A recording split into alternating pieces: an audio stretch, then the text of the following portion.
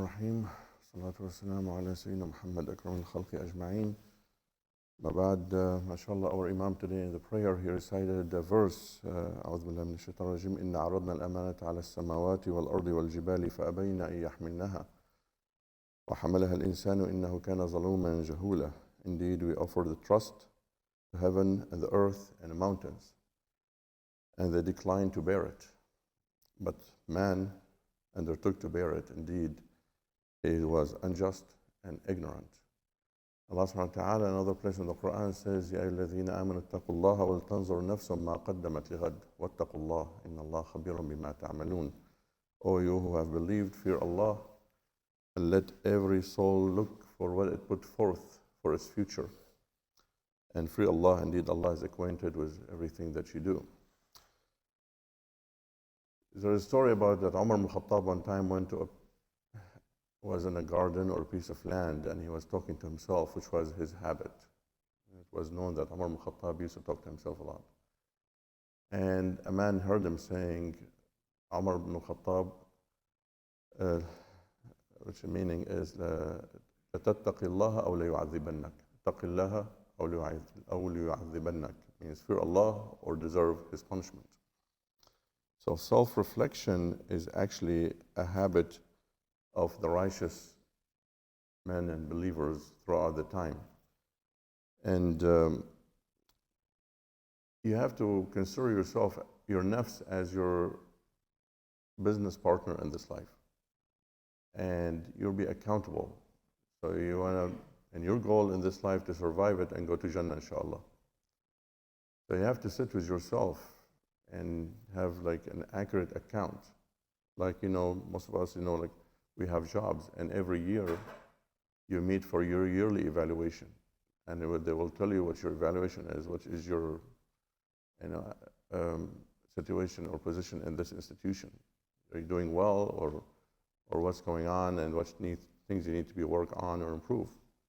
So it becomes very important for you to do this with yourself. So you have to establish a program for self-reflection, and this program has 5 steps. It's called musharata, which is covenant. You would establish a contract between you and yourself. And in this contract, you ask questions. And they say, am I truthful with Allah subhanahu wa ta'ala in following His orders? And am I truthful with Allah subhanahu wa ta'ala in avoiding what He asked me to avoid? And then after you answer this question, then it becomes, okay, what I need to do now. So you look at things to do. So you look at the characteristics of the muttaqeen, muhsineen, mu'mineen in the Quran, and you try to be like them. And you look at the traits of munafiqeen, mushrikeen, and kafirin, and you try to avoid that. So that will be the first step. The second step called muhasabah. So the first one is musharata. The second step is muraqabah, monitoring. Who's monitoring your commitment to this contract? Like 5 are monitoring your contract. Number 1 is Allah subhanahu wa ta'ala. Because Allah subhanahu wa ta'ala in the Quran says, وَهُوَ مَعَكُمْ أَيْنَمَا كُنْتُمْ. He's with you wherever you are. Another verse he says, وَإِن تَجْرُ بِالْقَوْلِ فَإِنَّهُ يَعْلَمُ السِّرَّ وَأَخْفَى. So He knows the secret and what is more hidden than the secret. Number 2, the angels are monitoring your deeds and your commitments. Allah subhanahu wa ta'ala says, مَا يَلْفِظُ مِنْ قَوْلٍ إِلَّا لَدَيْهِ رَقِيبٌ عَتِيدٌ. A man does not utter a word except there is an observing angel. Number 3, our beloved Prophet Muhammad sallallahu alaihi wasallam is also a witness. Allah subhanahu wa ta'ala says in the Quran, وَكَذَلِكَ جَعَلْنَاكُمْ أُمَّةً وَسَطًا لِتَكُونُوا شُهَدَاءَ عَلَى النَّاسِ وَيَكُونَ الرَّسُولُ عَلَيْكُمْ شَهِيدًا. The Prophet Muhammad sallallahu alaihi wasallam is going to be a witness. And Allah will accept his testimony, which means he لا يشهد إلا بما علم. So he will know to be a witness, right? So Allah subhanahu wa ta'ala then will show him our deeds.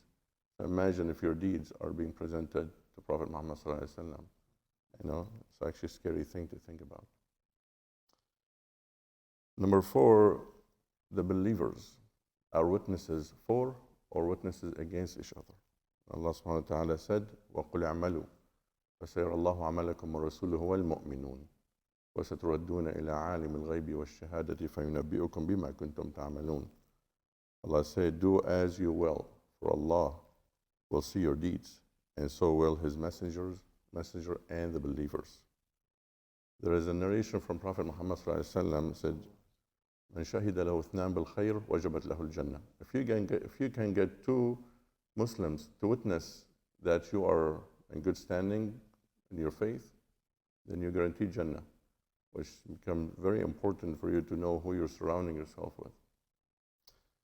Number 5, yourself. You are a witness on you, for or against yourself.